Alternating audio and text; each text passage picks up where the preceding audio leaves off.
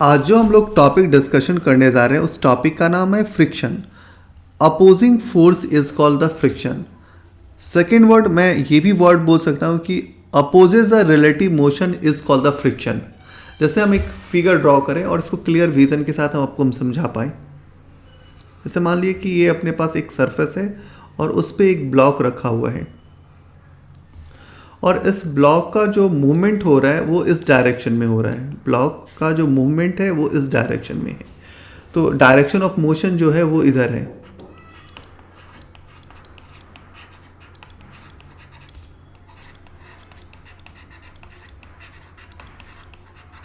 तो जो friction force लगेगा वो किधर लगेगा, इसके ठीक अपोजिट लगेगा। सर्टेन ये टेबल पे रखा हुआ है तो नॉर्मल फोर्स जो होगा वो वर्टिकली एक्ट करेगा और mg जो एक्ट करेगा वो वर्टिकली डाउनवर्ड होगा। तो फ्रिक्शन के 3 क्राइटेरिया हैं। एक स्टैटिक फ्रिक्शन है, एक लिमिटिंग फ्रिक्शन है और लास्ट वन है काइनेटिक फ्रिक्शन। तो सबसे पहले हम बात करने वाले हैं स्टैटिक फ्रिक्शन के बारे में।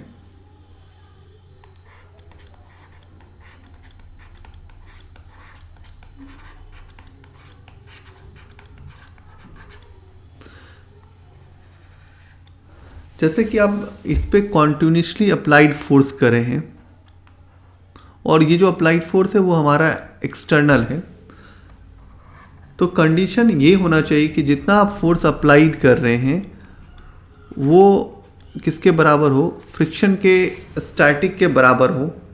मतलब ये फोर्स और ये जो स्टैटिक फ्रिक्शन लग रहा है यहाँ पे वो दोनों एक दूसरे को बैलेंस कर रहा है। इसका मतलब कि ऑब्जेक्ट जो है वो रेस्ट में है, तो रेस्ट में है तो इसका मतलब क्या हो जाएगा, वो स्टैटिक फ्रिक्शन हो जाएगा। सेकेंड वर्ड जो आता है जिसको हम लोग कहते हैं लिमिटिंग फ्रिक्शन। और स्टैटिक फ्रिक्शन के बारे में एक और चीज़ बताएं कि स्टैटिक फ्रिक्शन को हम लोग सेल्फ एडजस्टिंग फ्रिक्शन भी बोलते हैं। ये ऑटोमेटिकली एडजस्ट होने वाला फ्रिक्शन होता है।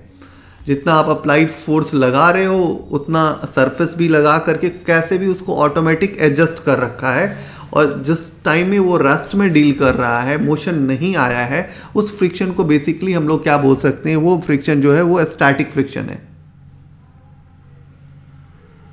सेकेंड वर्ड होता है कि लिमिटिंग फ्रिक्शन क्या होता है।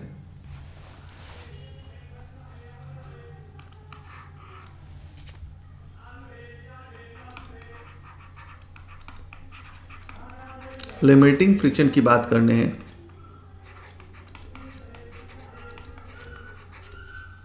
तो लिमिटिंग फ्रिक्शन का जो कॉन्सेप्ट है इसमें होता है कि ब्लॉक जस्ट स्लाइड करने की टेंडेंसी में आता है। जैसे ही कोई ब्लॉक जस्ट स्लाइड करने की टेंडेंसी में आ जाता है तो आप उसको बोलते हैं कि ये लिमिटिंग फ्रिक्शन का क्राइटेरिया हो गया। जस्ट स्लाइडिंग कंडीशन जहां पे मिलेगा।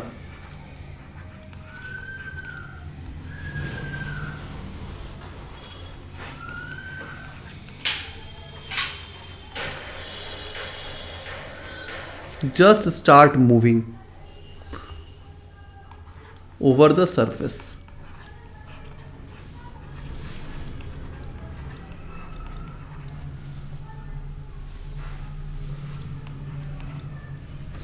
यहाँ पे एक और चीज़ होता है, स्टैटिक को हम ऐसे लिख सकते हैं, स्टैटिक मैक्सिमम भी बोलते हैं हम यहाँ पे। तो ये जो स्टैटिक मैक्सिमम है वही हमारा लिमिटिंग वाला वर्ड आ गया। जस्ट वन होता है कि लास्ट वन होता है काइनेटिक फ्रिक्शन।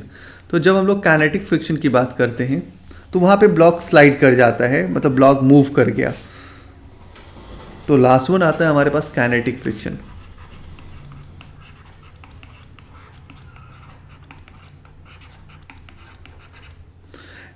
तो काइनेटिक फ्रिक्शन जो होता है उसके अंदर एक कंडीशन आपको दिमाग में रखना चाहिए, kinetic less than static maximum. ये कंडीशन आपको दिमाग में रहना चाहिए। दूसरा आपको ये भी होता है कि यहाँ पे ब्लॉक स्लाइड कर जाता है, मूव कर जाता है, बट कुछ कंडीशन है। यदि कोई चीज़ कांस्टेंट वेलोसिटी की बात हो कहीं पे, तो कांस्टेंट वेलोसिटी की जब भी बात होती है तो अप्लाइड जो फोर्स होता है वो किसके बराबर हो जाता है, Fk के बराबर हो जाता है। कांस्टेंट वेलोसिटीज़ का मतलब हो गया कि यहाँ पे एक्सेलरेशन आपका क्या है, ज़ीरो है, और काइनेटिक फ्रिक्शन अपोज करता है तो वो एक्चुअल आपका जो रिलेटिव मोशन है उसको अपोज करता है। सर्टेन वन की जब आप अप्लाइड फोर्स को ग्रेटर कर देते हैं, जैसे लाइक दैट्स कि हम एक ब्लॉक बनाते हैं जैसे समझिएगा, और आप अप्लाइड फोर्स को ग्रेटर कर दीजिए, मतलब अप्लाइड फोर्स को बढ़ा दीजिए, तो अप्लाइड फोर्स जैसे ही बढ़ाइएगा तो ऑब्वियसली है कि फ्रिक्शन जो हो लगेगा वो अपोजिट डायरेक्शन में लगेगा, जबकि इसका मोशन का जो डायरेक्शन हो जाएगा वो इस डायरेक्शन में हो जाएगा, तो ठीक उसके अपोजिट हमारा फ्रिक्शन एक्ट करेगा। तो लाइक दिस कि अब हमारे पास कुछ एक्सलेरेशन के टर्म में बात करना हो तो हम क्या कर सकते हैं, तो हम यूँ कह सकते हैं कि F माइनस एफ के equal to M into A, तो हम इससे ए निकाल सकते हैं। तो ए बराबर क्या हो जाएगा, F माइनस एफ के डिवाइड बाई एम, तो ये हमारा एक्सेलरेशन हो गया। बट एक कंडीशन ऐसा हो सकता है जहाँ पे आपको ये थिंक आउट करना होगा कि ये कांस्टेंट वेलोसिटी से मूव कर रहा है। जब वो कांस्टेंट वेलोसिटी है तो उस कंडीशन पे अपने पास जो होने वाला है एक्सेलरेशन ज़ीरो होने वाला है। दैट्स मीन कि जब हमारा उस समय का जो अप्लाइड फोर्स होगा वो किसके बराबर हो जाएगा, एफ के बराबर हो जाएगा, क्योंकि उस कंडीशन पे हम एक्सेलरेशन को ज़ीरो मानते हैं। जब एक्सेलरेशन ज़ीरो हो जाएगा तो फिर इस इक्वेशन से भी आप इसको क्लियर समझ सकते हैं। दूसरा कि हम एक छोटा सा डायग्राम्स और मतलब कुछ फ्रिक्शन के साथ हम कुछ एक डायग्राम ड्रॉ कर रहे हैं और ग्राफ प्लॉटिंग का कंडीशन है, तो थोड़ा समझिएगा इस कंडीशन को क्या है। जैसे कि हमारे पास क्या है कि अप्लाइड फोर्स और फ्रिक्शन के बीच में ग्राफ है, तो इधर जो हमारा है वो फ्रिक्शन है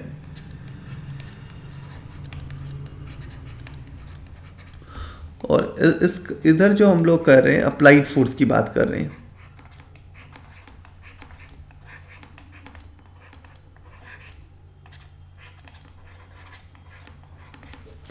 तो हम जो ग्राफ ड्रॉ कर रहे हैं वो ऐसे कर रहे हैं, ठीक है।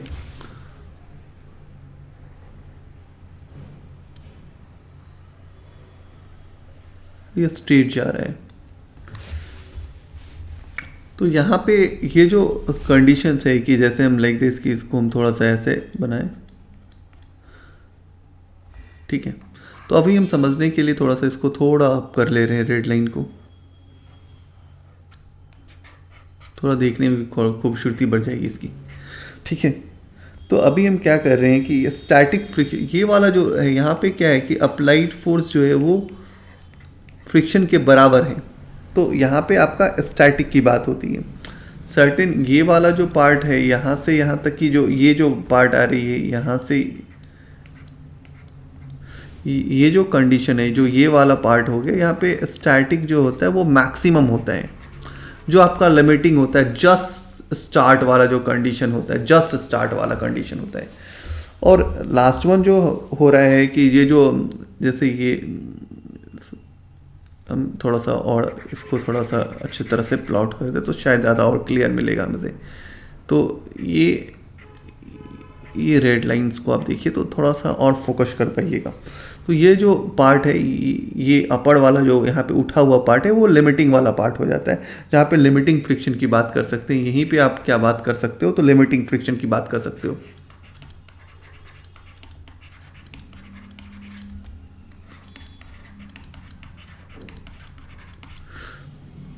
और जहाँ पे ये मूव करता हुआ चला जा रहा है वो क्या हो जाता है, हमारा काइनेटिक फ्रिक्शन की बात होती है, जिसको हम लोग काइनेटिक रीजन भी बोलते हैं, लिमिटिंग रीजन भी बोलते हैं।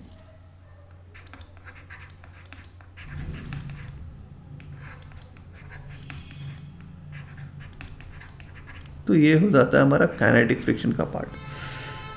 तो सर्टेन मेरे को बहुत जो फंडामेंटल्स कॉन्सेप्ट था वो मुझे पता चल गया कि मेरे पास क्या क्या चीज़ की ज़रूरत है। स्टैटिक की ज़रूरत होती है, स्टैटिक्स के अंदर क्या कंडीशन होता है। तो स्टैटिक के कंडीशंस ये होते हैं कि अप्लाइड फोर्स और जो अपोजिंग फोर्स होते हैं वो एक दूसरे के बराबर हो जाते हैं। लिमिटिंग में क्या होता है कि वो जस्ट स्टार्ट मूविंग हो जाता है। कंडीशंस जो उसके साथ एक मैथमेटिकल कंडीशंस यूज़ कर सकते हैं वो ये वाला कंडीशंस हम लोग यूज़ कर सकते हैं। सर्टेन एक और चीज़ है कि किसी कंडीशन पे एक्सेलरेशन जीरो हो जाता है और वो काइनेटिक के कंडीशन में हम बात करें तो F इक्वल टू क्या हो जाता है, F के हो जाता है। F जो होता है वो एक्सटर्नल फोर्स होता है। सर्टेन जब वो एक्सेलरेट हो जाता है तो फिर कंडीशन ये हो जाता है कि अप्लाइड फोर्स जो होता है वो अपोज करता है आपके फ्रिक्शनल फोर्स को। तो एज ए इक्वेशन आप लिखने जाओ तो आप क्या लिखोगे, F माइनस एफ के इक्वल टू एम ए। तो फिर इससे क्या कर सकते हो, आप ए कैलकुलेट कर सकते हो, ठीक है। सर्टेन और एक जानकारी देते हैं कि मेरे को कि जो एफ के होते हैं, ये बहुत अच्छा इन्फॉर्मेशन है आपके लिए कि एफ के जो होता है वो less than F S maximum होता है। और एफ एस मैक्सिमम का मतलब होता है वो लिमिटिंग फ्रिक्शन की बात कर रहे हैं। सर्टेन एक और चीज़ होता है फ्रिक्शन की ब्यूटी होती है कि वो डिपेंड नहीं करता है आपके एरिया पे। It does not depends upon the area, it depends upon the normal force या नॉर्मल रिएक्शन।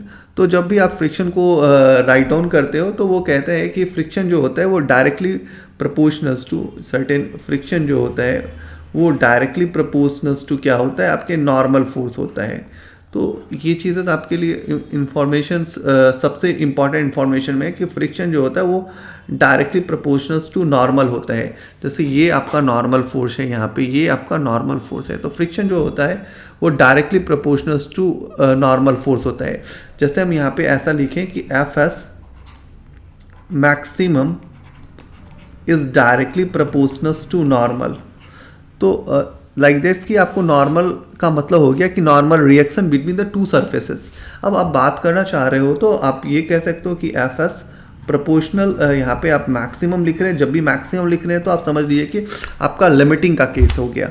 और एफ एस इक्वल टू क्या लिखोगे, mu S into N. Proportional को हटाए तो हम लोग ने लिखा म्यू एस। और म्यू एस क्या होता है, तो म्यू एस जो होता है उसको हम लोग बोलते हैं कोएफिशिएंट ऑफ फ्रिक्शन, ठीक है। तो यहाँ पे ही हम लोग बात करते हैं कि म्यू एस को हम लोग क्या जान सकते हैं। तो म्यू एस क्या आता है हमारा, तो ये होता है हमारा कोएफिशिएंट ऑफ फ्रिक्शन की बात करते हैं।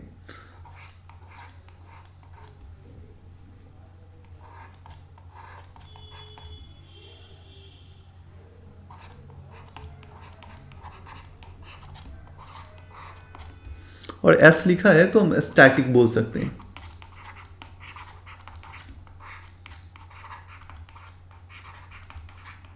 ठीक है। और सर्टेन एक और चीज़ हो गया कि यहाँ पे यदि हम म्यू एस को देखें तो यहाँ से यदि हम म्यू एस को कैलकुलेट करके देखें तो यदि हम म्यू एस कैलकुलेट करें तो म्यू एस इक्वल टू क्या हो जाएगा, तो F S maximum divide by N. जो एफ एस मैक्सिमम है इसको हम लोग जानते हैं क्या है, तो ये जानते हैं हम लोग लिमिटिंग फ्रिक्शन।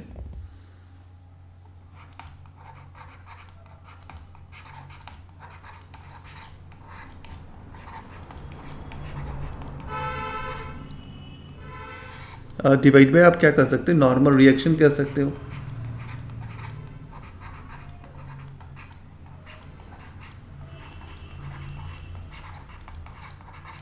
तो यदि कोई पूछे कि मतलब फ्रिक्शन का रूल क्या है होता है, तो उसमें सबसे पहला वाला होता है कि इसी को हम लोग लॉ ऑफ फ्रिक्शन बोल सकते हैं।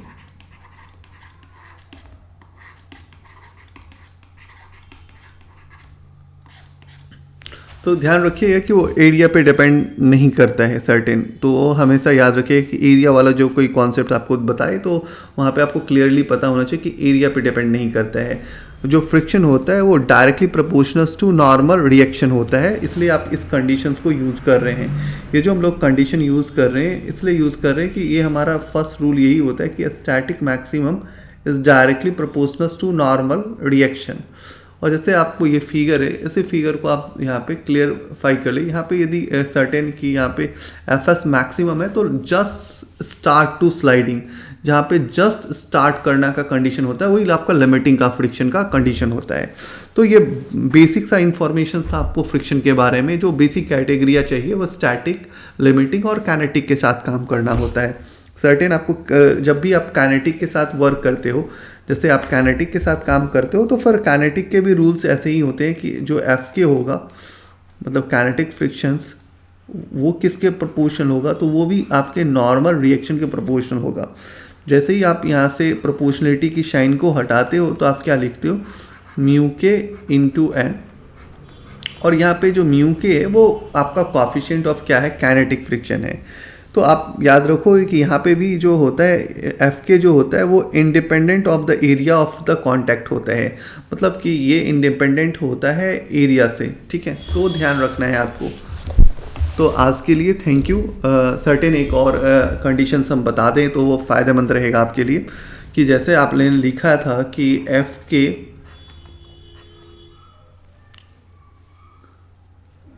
Is less than F S maximum, जैसे मैंने ये कंडीशन लिखा था तो मेरे को ये भी समझ में आना चाहिए कि एफ के का मतलब होता है mu K into N equal to mu S into N. तो इसमें से यदि एन एन हट जाए तो हमारा जो कंडीशन होगा वो बड़ा इंफॉर्मेशन देगा। वो याद रखिएगा कि म्यू के मतलब लेस देन म्यू एस। तो ये भी थोड़ा आपको हेल्प करेगा कभी कभी क्वेश्चंस को डिज़ाइनिंग को सॉल्व करने के अंदर, कि म्यू के जो होता है मतलब काइनेटिक फ्रिक्शन का जो कॉफिशिएंट होता है वो हमेशा लेस देन होता है आपके स्टैटिक फ्रिक्शन के कॉफिशिएंट का। तो ये बेसिक इन्फॉर्मेशंस था आज के लिए। तो आज के लिए थैंक यू।